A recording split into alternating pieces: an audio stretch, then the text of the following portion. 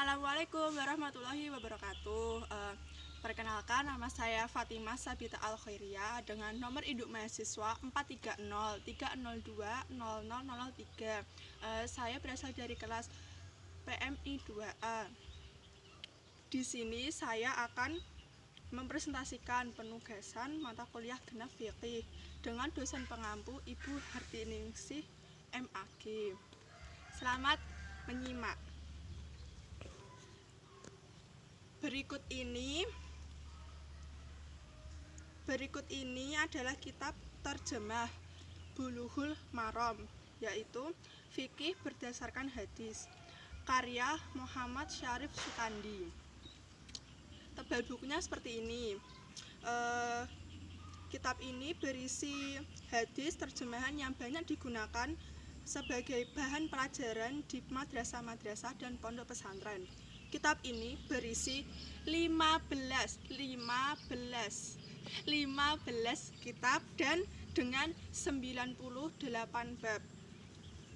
Untuk penugasan fikih dalam rangka membuat rangkuman hasil dari membaca, saya mengambil satu kitab dengan 4 bab yang menarik, yaitu Kitabul Jinayat, urusan pidana.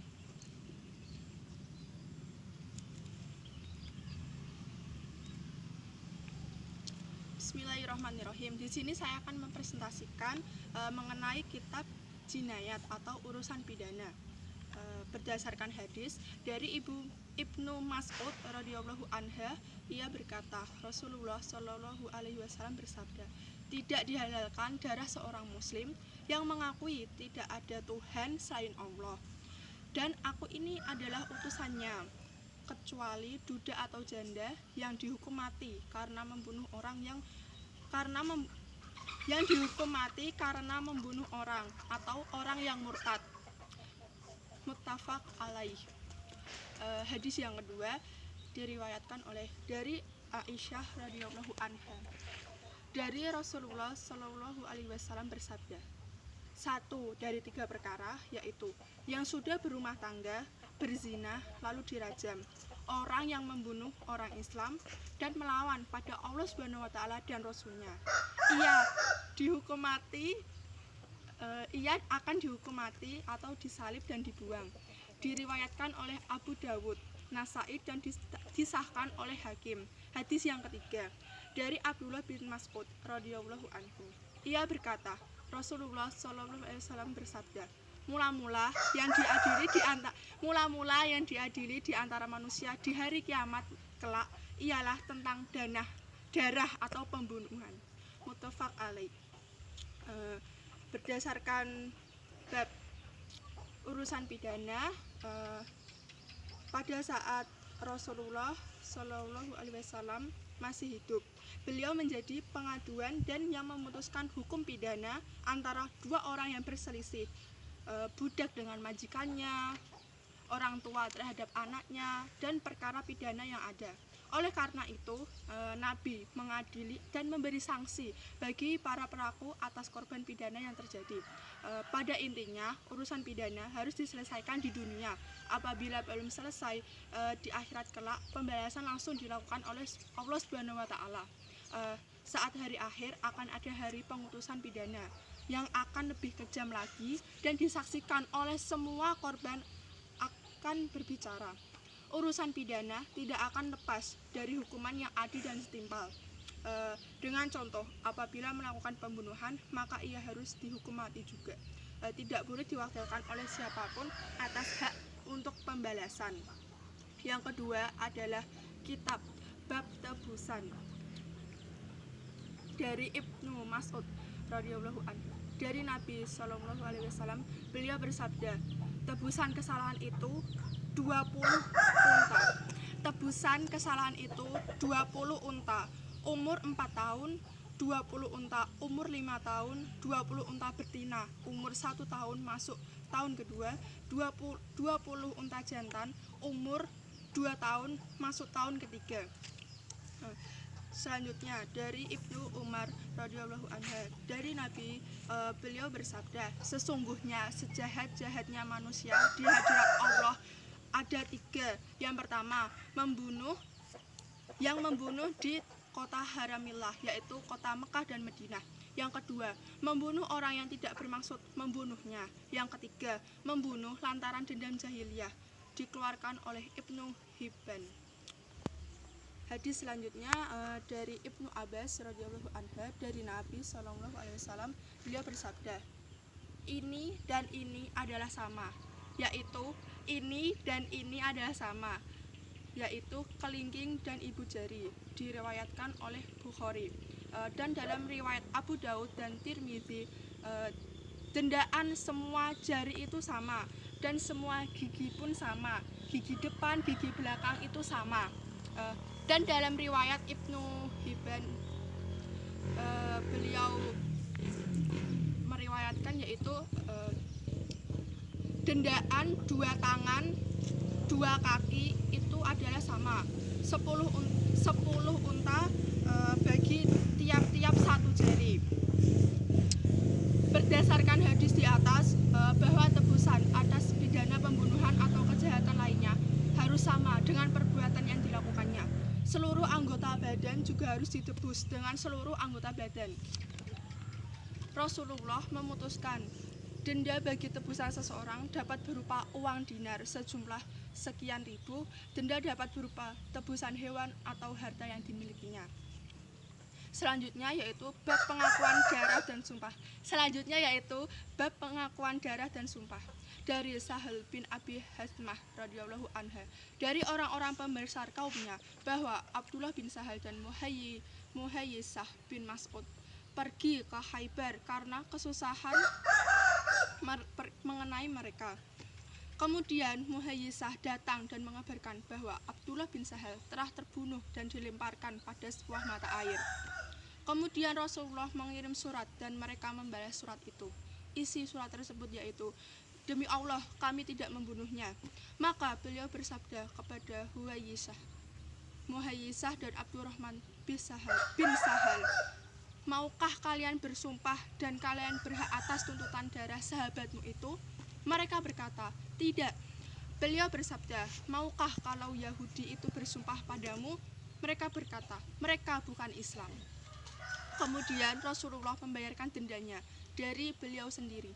Beliau mengirim 100 ekor unta kepada mereka. Sahal berkata, dan saya pun mendapat seekor unta berwarna merah. Muttafaq alaih. Selanjutnya, kemudian kesimpulannya yaitu dari seseorang laki-laki golongan Ansor radhiyallahu anha, bahwasannya Rasulullah SAW bersabda, menetapkan bahwa sebagaimana yang telah mengaku berlaku di zaman jahiliyah, dan Rasulullah telah memutusi dengan sumpah di antara orang-orang Ansor tentang pembunuhan yang mereka tuduhkan atas orang-orang Yahudi. Diriwayatkan oleh Muslim. Bab yang ketiga yaitu bab memerangi orang yang melanggar hak. Dari Ibnu Umar radhiyallahu anha, ia berkata, Rasulullah shallallahu alaihi wasallam bersabda, tahukah engkau, hai anak Ummu Abdillah, bagaimana hukuman Allah terhadap orang yang melanggar hak dari umat itu? Ia berkata, Allah dan Rasulnya yang maha tahu. Beliau bersabda, yang terluka atau kalah tidak boleh diserbu, dan tawanannya tidak boleh dibunuh, dan yang lari jangan dicari, dan barang-barangnya tidak boleh dibagikan. Hadis yang sahih dari Ali radhiyallahu anhu. Apabila mengetahui ada yang datang ke suatu jamaah untuk memecah belah, mengangkat senjata atau melawan kepada kita, dan memisahkan diri atau keluar dari taat dan orang yang melanggar hak, maka bukanlah ia dari golongan kita. Apabila mati adalah mati jahiliyah, akan dibunuh. Oleh karena itu, jangan pernah melanggar hak-hak kehidupan bermasyarakat dan hak kita terhadap Allah ataupun Rasulnya. Kemudian bab yang terakhir mengenai bab memerangi yang durhaka dan membunuh yang murtad. Dari Abdullah bin Umar radhiyallahu anhu, ia berkata, Rasulullah shallallahu alaihi wasallam bersabda, barang siapa terbunuh lantaran membela harta bendanya, maka ia akan mati syahid. Diriwayatkan oleh Abu Daud, Nasai, disahkan oleh Tirmidzi. Selanjutnya hadis dari Mu'ad bin Jabal radhiyallahu anhu tentang orang yang masuk Islam kemudian murtad menjadi Yahudi. Saya tidak duduk sehingga ia dibunuh. Adalah keputusan Allah Subhanahu wa taala dan Rasulnya. Lalu ia memerintahkannya dan orang itu dibunuh. Dari Ibnu Abbas radhiyallahu anhu, ia berkata, Rasulullah Shallallahu alaihi wasallam bersabda, barang siapa yang mengganti agamanya, maka bunuhlah ia. Diriwayatkan oleh Bukhari. Daripadanya radhiyallahu anha bahwasanya seorang buta mempunyai ibu dan punya anak dari jariyahnya, ia membenci Nabi Shallallahu alaihi wasallam dan mengumpatnya. Pada suatu malam, orang buta itu mengambil kampak besar dan diletakkan pada perut ibu anak itu, dan ia bersandar pada perut ibu, dan ia bersandar di atas perut ibu sehingga kapak besar itu membunuh ibunya. Kejadian itu sampai terdengar kepada Nabi Shallallahu alaihi wasallam dan beliau bersabda, ingatlah, saksikanlah bahwa darah itu mengalir. Diriwayatkan oleh Abu Daud dan rawi-rawi yang dapat dipercaya. Selanjutnya, yang mencaci Nabi dikarenakan hukuman mati, dikenakan hukuman mati dan darahnya mengalir. Untuk itu, sebagai umat muslim harus memerangi yang durhaka dan membunuh yang murtad terhadap suatu perkara yang terjadi secara tiba-tiba, maka tidak berdosa bagimu. Sekian pemaparan penugasan fikih yang saya buat dengan kerja keras dan sebaik-baiknya. Kesimpulan yang dapat diambil adalah hikmah dari satu kitab urusan pidana, yaitu kita semua dapat memahami serta menerapkan suatu perkara atau permasalahan pidana dengan sanksi hukuman sesuai dengan sumber hukum Islam yang sahih. Kita tidak hidup di saat periode Rasulullah. Namun setelah mengetahui urusan pidana yang terjadi, orang-orang terdahulu mengalaminya langsung saja mengadu ke Nabi Muhammad dan kabar apapun pasti terdengar olehnya. Untuk itu kita sebagai umat muslim, urusan pidana yang terjadi saat ini seperti perang, perselisihan, pemimpin yang menipu rakyatnya dan sebagainya, maka harus mendapat hukuman dan tebusan sesuai beratnya suatu perkara. Bisa dihukum mati, didenda dengan tebusan, dan perlu membunuh yang bukan golongan kami karena mereka memulai terlebih dahulu. Sebagai umat muslim harus berhati-hati dalam bertindak karena hukum yang tertulis luar biasa membuat ketakutan seseorang. Oleh karena itu hukum Islam sangat adil dalam hal apapun. Ada pepatah mengatakan, jangan bermain api, jika kecil akan menjadi kawan dan jika besar akan menjadi lawan, dan kamu akan menanggung akibatnya. Dengan mendoakan penyusun kitab sebagai bentuk terima kasih atas ilmu yang diberikan, semoga beliau mendapatkan tempat terbaik di sisi Allah Subhanahu wa taala dan kitab yang ditinggalkan dapat bermanfaat sebagai sumber referensi dalam belajar fikih. Terima kasih. Wassalamualaikum warahmatullahi wabarakatuh.